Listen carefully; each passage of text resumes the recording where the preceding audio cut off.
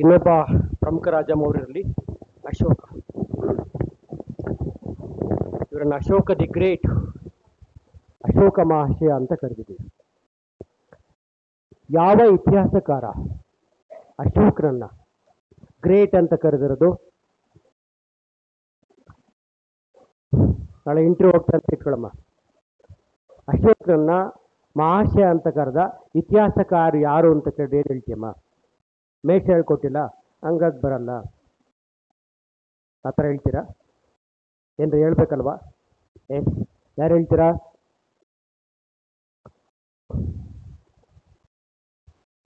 Back side ಪ್ರಯತ್ನ ಮಾಡಿ, ಹೇಳಬೇಕು ಅಂತೇನಿಲ್ಲ. ಗೊತ್ತಿದ್ರೆ ನೀವು ನಿಮ್ಮ ಹತ್ರ ಶೇರ್ ಮಾಡ್ಕೋಬೋದು. ಹಾಂ ಹೇಳಮ್ಮ, ಏನೋ ಉತ್ಸಾಹ ತೋರಿಸ್ತಾ ಇದ್ದೀರಾ.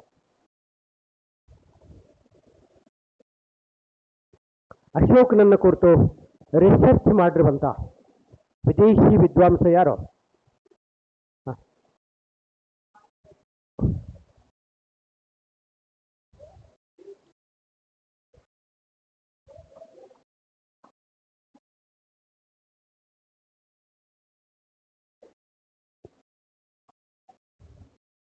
ವೆಲ್ಸ್ ಅಥವಾ ವೇಲ್ಸ್ ಅಂತ ಅರ್ಥ. ಅಶೋಕನನ್ನ ಕುರಿತು ಹೆಚ್ಚು ಸಂಶೋಧನೆ ಮಾಡಿರುವ ಐರೋಪ್ಯ ವಿದ್ವಾಂಸ ಅಥವಾ ಇಂಗ್ಲಿಷ್ ಇತಿಹಾಸಕಾರ ಅಂದರೆ H.G. Wells. A known English historian recognized him as the great ಅಂತ ಅರ್ಥ, ಮಹಾಶಯ ಅಂತ ಅರ್ಥ.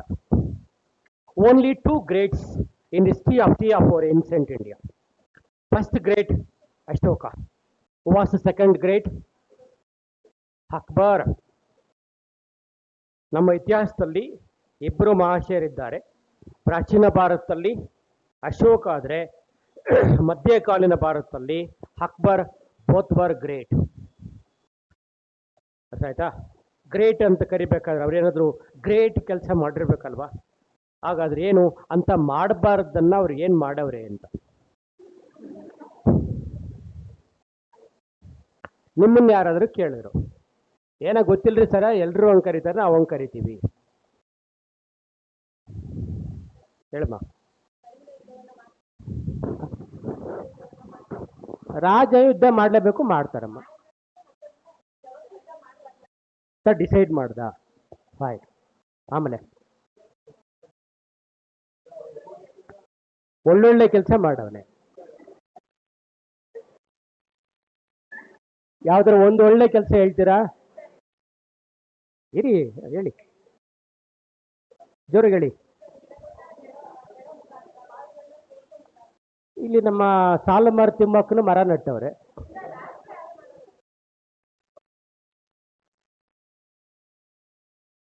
ಅಲ್ವಾ? ನಿಮ್ಮ ಚಿತ್ರದುರ್ಗ ಜಿಲ್ಲೆಯವರವರು ಅಲ್ಲ, ತುಮಕೂರವರು. ಅವರು ರಸ್ತೆ ಪೂರ್ತಿ ಮರಗಳು ನೆಟ್ಬಿಟ್ಟು ಸಾಲುಮರ ತಿಮ್ಮಕ್ಕ ಅಂತ ಅಂತಾರಾಷ್ಟ್ರೀಯ ಮಟ್ಟ ಪ್ರಶಸ್ತಿಯನ್ನು ಗಳಿಸಿಕೊಟ್ಟಿದ್ದಾರೆ. ಓಕೆ, ಮರಗಿಡಗಳನ್ನ ನಡೆಸಿದ್ದ. ಓಕೆ, ಸೇ ಅದೆಲ್ಲ ಯಾವುದೇ ರಾಜ. ಇನ್ನೂ ನಾವು ಅವ್ರಿಗೆಲ್ಲ ನೋಡಿ, ಯಾರು ನಮ್ಮ ತಾತಂದ್ರನ್ನ ಮುತ್ತಾತಂದ್ರನ್ನ ಇತಿಹಾಸದಲ್ಲಿ ಓದ್ತಾ ಇದೀವ? ಇಲ್ಲ. ಯಾರೋ ಜನರ ಪರವಾಗಿ ಕೆಲಸ ಮಾಡಿದ್ದಾರೆ, ಜನರ ಮನಸ್ಸಲ್ಲಿ ಆಳವಾಗಿ ಅವರ ಹೆಸರನ್ನ ಇಟ್ಕೊಂಡಿದ್ದಾರೋ ಅಂಥವ್ರು ಮಾತ್ರ ಕರೀತಾ ಇರೋದು. He was the first ruler of our India having one great ambition that was called welfare state or Kalyana Rajya. Only two prominent rulers of our India having two great ideology. First one Akbar, Ashoka, second one Akbar. ಇಬ್ಬರೂ ಕೂಡ ಇದ್ದಂಥ ದೊಡ್ಡ ಮಹದಾಕಾಂಕ್ಷೆ ಅಥವಾ ಉದ್ದೇಶ ಅಂತಂದ್ರದು ಸುಖಿ ರಾಜ್ಯ, ಕಲ್ಯಾಣ ರಾಜ್ಯ. ನೀವು ರಾಮರಾಜ್ಯ ಅಂತ ಕರಿತೀರಲ್ವಾ? ಆ ರಾಮರಾಜ್ಯವನ್ನ ಸುಖಿ ರಾಜ್ಯ ಅಂತ ಅರ್ಥ. ಅಂದ್ರೆ ಎಲ್ಲರೂ ಕೂಡ ಸುಖದಿಂದ ನೆಮ್ಮದಿಯಿಂದ ಇರಬೇಕು ಅಂತ. ಅದಕ್ಕೇನೇನು ಕ್ರಮಗಳನ್ನು ಬೇಕು ಮಾಡಿದ್ದಂಥ ಮೊದಲ ಇಬ್ಬರು ಪ್ರಮುಖ ರಾಜರು ನಮ್ಮ ದೇಶದಲ್ಲಿ ಅಂದರೆ ಒಬ್ಬರು ಅಶೋಕ, ಅಶೋಕನ್ ಬಿಟ್ರೆ ಅಕ್ಬರ್. ಹಾಗಾಗಿ ವೆಲ್ಫೇರ್ ಸ್ಟೇಟ್,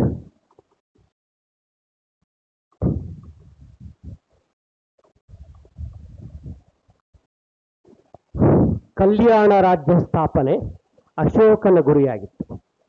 ಇದೇ ಉದ್ದೇಶ ಅಕ್ಬರ್ಂದು ಕೂಡ ಆಗಿತ್ತು. ಇದರಿಂದ ರೀಚ್ ಮಾಡೋದಕ್ಕೆ ಏನೆಲ್ಲ ಕ್ರಮಗಳು ಬೇಕೋ ಆ ಕ್ರಮಗಳನ್ನು ಇಬ್ಬರೂ ಕೂಡ ತೆಗೆದುಕೊಂಡಿದ್ರು. ಅರ್ಥ ಆಯ್ತಾ? ಸೊ ಹಾಗಾಗಿ ಇಂಥ ಕಲ್ಯಾಣ ರಾಜ್ಯ ಸ್ಥಾಪನೆಗೆ ಪ್ರಯತ್ನ ಪಟ್ಟಂತ ಮೊದಲ ರಾಜ. ಇವರ ಸಾಧನೆಗಳು ಉತ್ತರ ಭಾರತಕ್ಕೆ ಸೀಮಿತ ಆಗಿಲ್ಲ, ದಕ್ಷಿಣ ಭಾರತಕ್ಕೂ ಕೂಡ ಇವನ ಸಾಧನೆಗಳು ಇಲ್ಲೂ ಕೂಡ ಇವತ್ತು ಕೂಡ ಇವನ ಸಾಧನೆಗಳನ್ನು ನೋಡ್ಬೋದು. ಅರ್ಥ ಆಯ್ತಾ? ಇಂಥ ಅಶೋಕನಿಗೂ ಕರ್ನಾಟಕಕ್ಕೂ ಇರುವ ಸಂಬಂಧವನ್ನು ಕುರಿತು ನಾವೀಗ ಚೆಕ್ ಮಾಡ್ತಾ ಹೋಗೋಣ. ಎಸ್, ಅಶೋಕ ಇಲ್ಲಿ ಬಂದಿದ್ದ ಅನ್ನೋದಕ್ಕೆ ಎವಿಡೆನ್ಸ್ ಅಂತಂದ್ರೆ ಆತನೇ ಕರ್ನಾಟಕದಲ್ಲಿ ಬರೆಸಿರುವ ಶಾಸನಗಳು. ಹಾಗಾಗಿ ಅವನ ಶಾಸನಗಳಿಂದ ಇನ್ನೆಂಥ ಗ್ರೇಟ್ ಅಂತ ನೋಡ್ಲಿಕ್ಕೆ ಸಾಕ್ಷಿ ಅಂತ ಅವನ ಶಾಸನಗಳು. ಹಾಗಾಗಿ ಎಡಿಕ್ಟ್,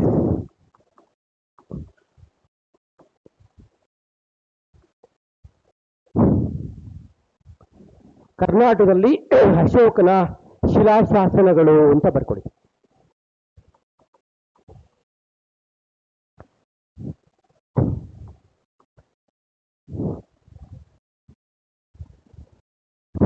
ಕರ್ನಾಟಕದಲ್ಲಿ ಅಶೋಕನ ಶಿಲಾಶಾಸನಗಳು ಈ ಡೆವಲಪ್ಮೆಂಟ್ಸ್ಗಳಲ್ಲಿ ಗುರುತಿಸ್ಕೊಳ್ತಾ ಹೋಗ್ತೀವಿ. That's an important stages in concern for this one. ಶಿಲಾಶಾಸನಗಳು ಅಂತ ಹಾಕಿ. ಅಶೋಕನ ಶಾಸನಗಳು ಆತ ಬರೆಸಿದ್ರೆ ಅಂತ ನಮಗೆ ಗೊತ್ತಾಗಿದ್ದೆ. ಯಾವಾಗ ಅಶೋಕ ಶಾಸನ ಬಿಟ್ಟು ಹೋಗಿದ್ದಾನಂತ ನಮ್ಗೆ ಹೆಂಗ್ ಗೊತ್ತಾಯ್ತು ಹೇಳ್ಮ? ಯಾರು ಮಾಡಿದರು?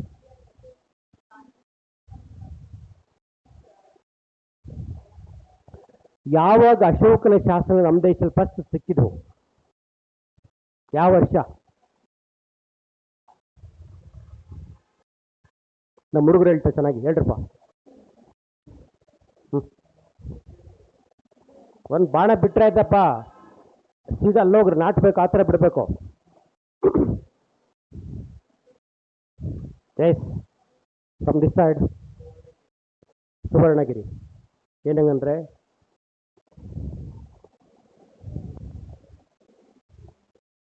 ನನ್ನ ಪ್ರಶ್ನೆಗಳನ್ನ ಫಸ್ಟ್ ಅರ್ಥ ಮಾಡ್ಕೊಳ್ಳಿ. ಭಾರತದಲ್ಲಿ ಅಶೋಕನ ಶಾಸನಗಳನ್ನು ಯಾರು ಮೊದಲು, ಕರ್ನಾಟಕ ಅಲ್ಲ, ಇಂಡಿಯಾದಲ್ಲಿ ಬರೋಣ, ಆಮೇಲೆ ಕರ್ನಾಟಕ ಬರೋಣ, ಆಯ್ತಾ? ಇಂಡಿಯಾದಲ್ಲಿ ಯಾರು ಮೊದಲು ಅಶೋಕನ ಶಾಸನಗಳನ್ನು ಪತ್ತೆ ಹಚ್ಚಿದರು ಅಂತ? James Prinsep. ಸರಿ ಇದೆಯಾ? ಸರಿನಮ್ಮ? ಅವ್ರು ಹೇಳ್ತಾರೆ ಸರಿ ಇದೆಯಾ? ಯೋಚಿಸಬಹುದು ಅಂತ ಅನ್ಸುತ್ತಾ? ನಾನು ಅದು ಕೇಳ್ತಿಲ್ಲಮ್ಮ, ಪ್ರಶ್ನೆ ನಾನು ಕೇಳ್ತಾರೆ ಸರಿ, ಅಷ್ಟಕ್ಕೆ ಮಾತ್ರ ನೀವು ಬೇರೆ ಹೇಳೋಕೋಬೇಡಿ. ನಾನು ಕೇಳಿಕ್ಕೆ ಅಷ್ಟು ಮಾತ್ರ ಹೇಳಿ. ಇಲ್ಲಾಂದ್ರೆ ಏನಾಗುತ್ತೆ ಅಂದರೆ ಈ ಕಡೆ ಇದು ಅರ್ಥ ಆಗಲ್ಲ, ಅದು ಅರ್ಥ ಆಗಲ್ಲ. ಅವ್ರು ಹೇಳಿದ್ರು ಜೇಮ್ಸ್ ಪ್ರಿನ್ಸಪ್ ಫಸ್ಟು ಶಾಸನಗಳನ್ನು ಶೋಧಿಸ್ತವನು ಅಂತ ಹೇಳಿದರು. ಅವರು ಹೇಳಿಕೆ ಒಪ್ಪಬಹುದಾ, ಪರಿಶೀಲಿಸಬಹುದಾ? ಎರಡರ ಒಂದು ಕೇಳಿ. ಏನಂತ ಪರಿಶೀಲಿಸ್ತೀರಾ?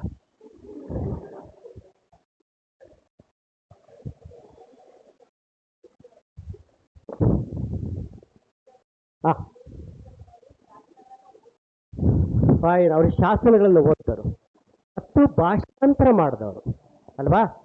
ಅಶೋಕನ ಭಾಷೆಯಿಂದ ಇಂಗ್ಲೀಷ್ಗೆ ಭಾಷಾಂತರ. ಅದನ್ನು ಮೊದಲು ಪತ್ತೆ ಹಚ್ಚಿದವರು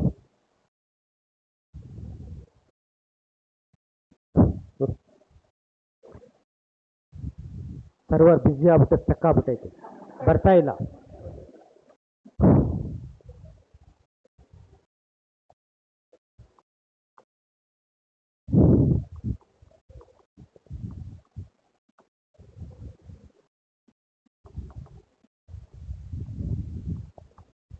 First found in 1837 by the Highway Department. Of East India company government.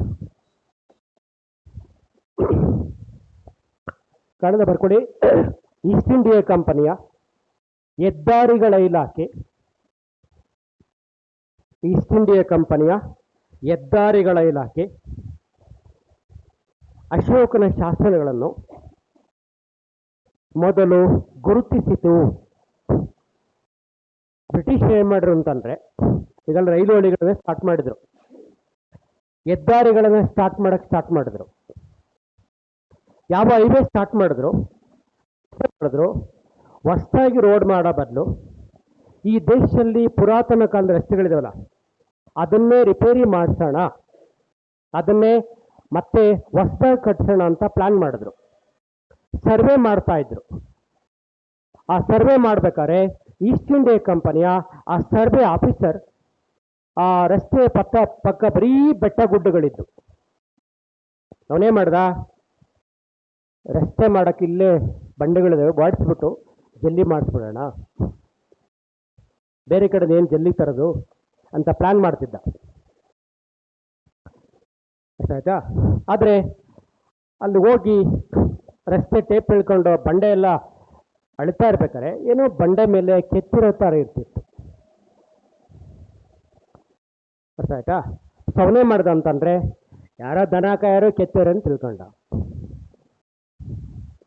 Survey ಮಾಡ್ತಾ ಮಾಡ್ತಾ ಬಹುತೇಕ ಬಂಡೆಗಳ ಮೇಲೆ ಇದೇ ಥರ ಬರೆದಿರೋದಿತ್ತಿತ್ತು.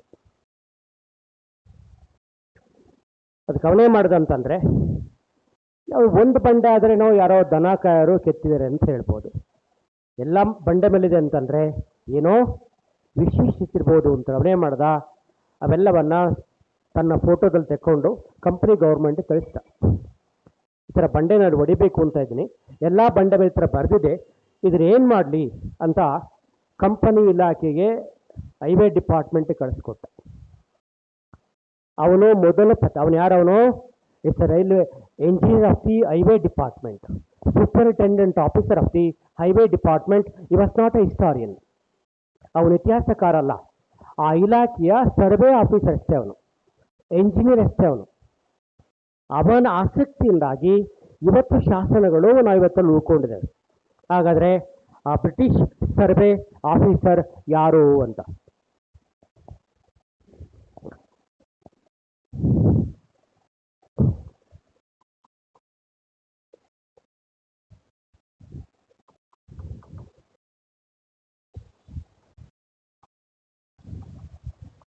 ಆತನೇ ಹೈವೇ ಆಫೀಸರ್ ಅಥವಾ ಸೂಪರಿಂಟೆಂಡೆಂಟ್ ಅಂದರೆ ಪೆಡ್ರಿ ಟರ್ಸಿನ್ಕೆಲಾರ್.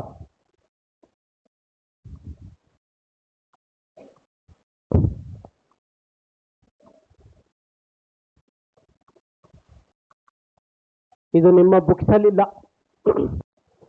ಅವರೇನು ಮಾಡಿದ್ದಾರೆ, ಸೀದಾ ಶಾಸನಗಳನ್ನು ಭಾಷಾಂತರ ಮಾಡಿದವರನ್ನು ಅವುಗಳನ್ನು ಗುರುತಿಸಿ ಭಾಷಾಂತರ ಮಾಡೋ ಹೆಸರು ಕೊಟ್ಟಿದ್ದಾರೆ, ಹೆಸರು ಕೊಟ್ಟಿಲ್ಲ. ಇವನು ಯಾರು ಅಂತಂದರೆ engineer of the highway department.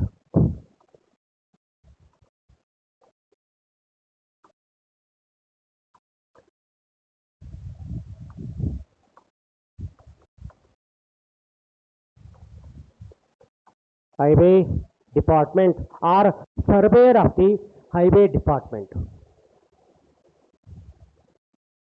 Survey ಮಾಡ್ತಾರಲ್ಲ ಆ ಪ್ರಮುಖ ಸರ್ವೆ ಅಧಿಕಾರಿ ಯಾರು ಅಂತ ಕೇಳಿದ್ರೆ ಪೆಡ್ರಿ ಟರ್ಸಿನ್ಕೆಲಾರ್ ಅಂತ. He was the first Englishman noticed the edicts of Ashoka.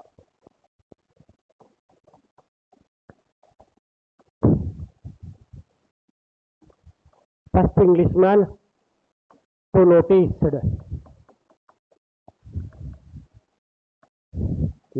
the edicts of Ashoka. ಕಳೆದ ಬರ್ಕೊಳ್ಳಿ. ಅಶೋಕನ ಶಾಸನಗಳನ್ನು ಮೊದಲು ಗಮನಿಸಿದವನು, ಅರ್ಥ ಆಯ್ತಾ? ಅವುಗಳ ರಕ್ಷಣೆಗೆ ಕ್ರಮ ತೆಗೆದುಕೊಂಡವನು. First Englishman to notice the edicts of Ashoka ಅಂತ. ಇವನೇ ಮಾಡ್ದ, ವಿಷಯವನ್ನ ಕಂಪ್ನಿಗೆ ತಂದ. ಈ ಥರ ಬಂಡೆ ಇದ್ದಾವೆ, ಅದನ್ನು ಒಡಿಸ್ಬೇಕು ಅಂತ ಮಾಡಿದ್ದೀನಿ, ಏನು ಮಾಡಲಿ ಅಂತ ಕೇಳಿದ. ಆ ಡಿಪಾರ್ಟ್ಮೆಂಟ್ ಏನು ಒಂದು ಕೆಲಸ ಮಾಡಿ, ಯಾವ್ಯಾವ ಬಂಡೆ ಮೇಲೆ ಬರ್ಸಿದ್ದಾರೆ ಅದನ್ನ ಬಿಟ್ಬಿಟ್ಟು ಮಿಕ್ಕಿದ ಬಂಡೆ ಹೊಡ್ಕೊಳ್ಳಿ ಅಂದ್ರು.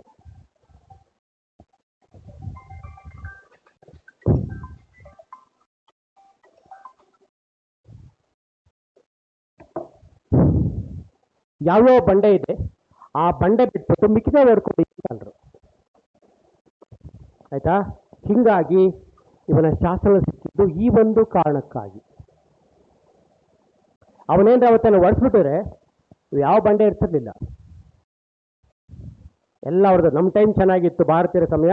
ಹಾಗಾಗಿ ಇವನ ಆಸಕ್ತಿಯ ಪ್ರತಿಫಲವಾಗಿ ಇವತ್ತು ಅಶೋಕನ ಶಾಸನಗಳು ಉಳ್ಕೊಂಡಿದ್ದಾವೆ, ಇನ್ನೂ ನಾಶ ಆಗಿಲ್ಲ. ಆಗ ಕಂಪನಿ ಮತ್ತು ಇವನ ವಿನಂತಿ ಮೇರೆಗೆ ಜೇಮ್ಸ್ ಪ್ರಿನ್ಸಪ್ಪನ ಎಲ್ಲೇ ಶಾಸಕಿದೋ ಆ ಸ್ಥಳಕ್ಕೆ ಸರ್ಕಾರ ಮಾಡ್ತು, ಜೇಮ್ಸ್ ಪ್ರಿನ್ಸಪ್ಪನನ್ನು ಕಳಿಸ್ಕೊಡ್ತು. ಆಗ ಜೇಮ್ಸ್ ಪ್ರಿನ್ಸಪ್ ಬಂದು ಇವೆಲ್ಲ ನೋಡಿ ಒಂದೊಂದಕ್ಕೆ ಒಂದೊಂದು ಸಪ್ರೇಟ್ ಫೋಟೋ ತಿಕ್ಕೊಂಡು ಅವೆಲ್ಲ ಒಂದು ಕಡೆ ಇಟ್ಕೊಂಡು ಭಾಷಾಂತರ ಮಾಡಿ ಅಶೋಕ ಅಂತ ರಾಜ್ಯ ಇದ್ದ, ಅವನು ಬರೆಸಿರೋ ಶಾಸನಗಳು ಅಂತ ಪತ್ತೆ ಮಾಡಿದವನು, ಅವುಗಳನ್ನು ಓದಿ ಅರ್ಥೈಸಿದವನು, ಇಂಗ್ಲಿಷ್ಗೆ ಭಾಷಾಂತರ ಮಾಡಿದವನು ಯಾರು? James Prinsep. ಅದಕ್ಕಿಂತ ಮೊದಲು ಯಾರು ಕೆಲಸ ಮಾಡಿದ್ರು? ಪೆಡ್ರಿ ಟೈಫೆಂತಲಾರ್. ಜೇಮ್ಸ್ ಪ್ರಿನ್ಸಪ್ ಹೆಂಗ್ ಗೊತ್ತಾಯ್ತು ಅಂತ ಕೇಳಿದ್ರೆ ಇವನ ಪ್ರಯತ್ನದ ಫಲವಾಗಿ. ಅರ್ಥ ಆಯ್ತಾ? ಹಾಗಾಗಿ ನಮಗೆ ಜೇಮ್ಸ್ ಪ್ರಿನ್ಸಪ್ ಅಂದ ತಕ್ಷಣ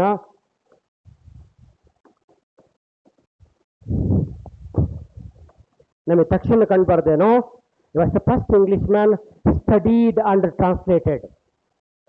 ಹೂ studied and translated into English. ಇವುಗಳನ್ನು ಅಧ್ಯಯನ ಮಾಡಿ ಬರ್ಕೊಳ್ಳಿ. ಜೇಮ್ಸ್ ಅಶೋಕನ ಶಾಸನಗಳನ್ನು ಅಧ್ಯಯನ ಮಾಡಿ ಇಂಗ್ಲಿಷ್ ಭಾಷೆಗೆ ಭಾಷಾಂತರಿಸಿದವನು. ಈ ಶಾಸನಗಳನ್ನು ಅಧ್ಯಯನ ಮಾಡಿ ಇಂಗ್ಲಿಷ್ಗೆ ಭಾಷಾಂತರಿಸಿದವನು ಅಂತಂದರೆ ಯಾರ ಹೆಸರು ಬರಬೇಕು? ಜೇಮ್ಸ್ ಪ್ರಿನ್ಸಪ್ ಅಂತ ಹೇಳಬೇಕು. ಸೊ ಇವನು ಕೂಡ 1837. ಹಂಗಾಗಿ ಇಬ್ಬರ ಹೆಸರು ತಕ್ಷಣ ಜ್ಞಾಪ ಬರಬೇಕು. ಒಬ್ಬರು ಪೆಡ್ರಿ ಟೈಫೆಂತಲಾದ್ರೆ, ಇನ್ನೊಬ್ಬರು ಅಶೋಕ. ಇಂಥ ಅಶೋಕನ ಶಾಸನಗಳು ಕರ್ನಾಟಕದಲ್ಲಿ ಸಿಕ್ಕಿದೆ. ಈಗ ಕರ್ನಾಟಕಕ್ಕೂ ಅಶೋಕನ ಶಾಸನ ಈಗ ಸಂಬಂಧಕ್ಕೆ ಬರೋಣ. ಇನ್ನು ಬಂದಿಲ್ಲ, ನಾನು ಈಗ ಬರ್ತಾ ಇದ್ದೀನಿ. ಈಗ ಅರ್ಥ ಆಯ್ತಾ? ನೆಕ್ಸ್ಟ್ ಹೆಡಿಂಗ್ ಕರ್ನಾಟಕ ಹಾಕ್ಬಿಡಿ.